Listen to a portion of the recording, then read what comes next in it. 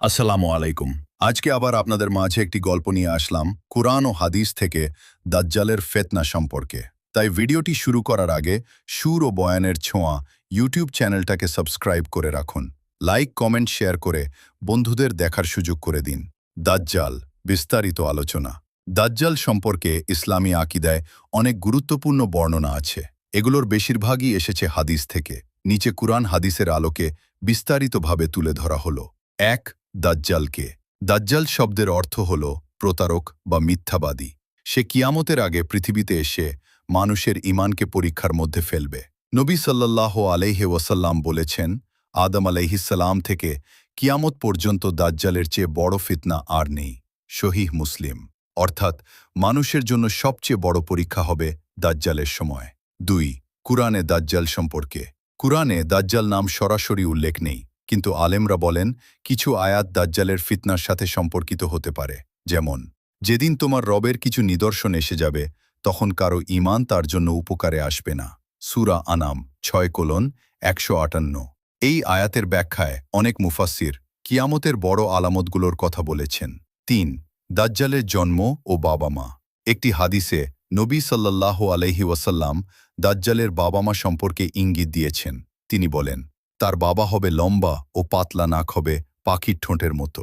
তার মা হবে মোটা ও বড় শরীরের। এই বর্ণনা এসেছে সুনান ইবনে মাজাহ। আরেক বর্ণনায় আছে, তার বাবা মা ৩০ বছর পর্যন্ত নিঃসন্তান ছিলেন। পরে তাদের এই সন্তান জন্ম নেয়। জন্ম থেকেই তার মধ্যে অস্বাভাবিক বৈশিষ্ট্য ছিল। তবে আলেমরা বলেন এসব বর্ণনার কিছু দুর্বল সনদেরও হতে পারে, তাই নিশ্চিতভাবে সব বিবরণ গ্রহণ করা হয় না। ৪. দাজ্জালের বর্তমান অবস্থান। সাহাবী তামিম আদ-দারি একটি বিখ্যাত ঘটনা বর্ণনা করেছেন।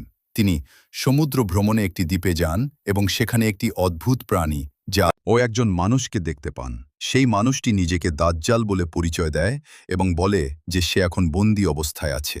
এই ঘটনা বর্ণিত আছে সহিহ মুসলিম। অনেক আলেম বলেন সে এখনও পৃথিবীর কোনো দ্বীপে বন্দী। ৫. দাজ্জালের শারীরিক বৈশিষ্ট্য। নবী সাল্লাল্লাহু আলাইহি ওয়াসাল্লাম দাজ্জালের চেহারা সম্পর্কে স্পষ্টভাবে বলেছেন। হাদিস অনুযায়ী সে এক চোখ অন্ধ হবে, অন্য চোখ হবে ফুলে ওঠা। আঙুরের মতো তার কপালে লেখা থাকবে কাফের। সে হবে খাটো ও শক্ত শরীরের, তার চুল হবে কোঁকড়ানো। এই বর্ণনাগুলো এসেছে সহিহ বুখারী, সহিহ মুসলিম। দাজ্জালের ক্ষমতা ও ফিতনা। দাজ্জাল মানুষকে বিভ্রান্ত করতে অনেক আশ্চর্য কাজ করবে। হাদিস অনুযায়ী সে বৃষ্টি নামানোর মতো দেখাবে, মৃত মানুষকে জীবিত করার মতো দেখাবে, জান্নাত ও জাহান্নামের মতো কিছু দেখাবে। পৃথিবী খুব দ্রুত ঘুরে বেড়াবে। নবী সাল্লাল্লাহু আলাইহি ওয়াসাল্লাম বলেছেন সে পৃথিবীতে ৪০ দিন থাকবে। এই ৪০ দিনের মধ্যে প্রথম দিন হবে ১ বছরের সমান, দ্বিতীয় দিন ১ মাসের সমান, তৃতীয় দিন ১ সপ্তাহের সমান, বাকিগুলো হবে স্বাভাবিক দিনের মতো। সহিহ মুসলিম। ৭. কোথায় যেতে পারবে না। দাজ্জাল পৃথিবীর অনেক জায়গায় যাবে, কিন্তু ২টি শহরে ঢুকতে পারবে না, মক্কা মদিনা, কারণ সেখানে ফেরেশতারা পাহারা দেবে। এই বর্ণনা এসেছে সহিহ বুখারী। ৮. দাজ্জালের মৃত্যু শেষে দাজ্জালকে হত্যা করবেন ঈসা আলাইহিসসালাম। হাদিস অনুযায়ী ঈসা আলাইহিসসালাম আসমান থেকে পৃথিবীতে নেমে আসবেন। তিনি দাজ্জালকে ধাওয়া করবেন, শেষে তাকে হত্যা করবেন। এই ঘটনা ঘটবে ফিলিস্তিনের লুদ শহরের কাছে। এই বর্ণনা এসেছে সহিহ মুসলিম। ৯. দাজ্জাল থেকে বাঁচার উপায়। নবী সাল্লাল্লাহু আলাইহি ওয়াসাল্লাম কিছু উপায় শিখিয়েছেন। ১. সূরা আল কাহফের প্রথম ১০ আয়াত পড়া। ২. মক্কা বা মদিনায় থাকা। ৩. দাজ্জালের সামনে না যাওয়া। ৪. ঈমান মজবুত রাখা।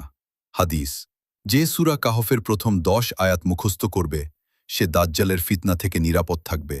সহিহ মুসলিম। ভিডিওটি ভালো লাগলে লাইক, কমেন্ট ও শেয়ার করে বন্ধুদের মাঝে ছড়িয়ে দিন। অবশ্যই চ্যানেলটি সাবস্ক্রাইব করে রাখুন। সুর ও বায়ানের ছোঁয়া ইউটিউব চ্যানেল। ধন্যবাদ। দেখা হবে পরবর্তী ভিডিওতে। ভালো থাকুন, সুস্থ থাকুন।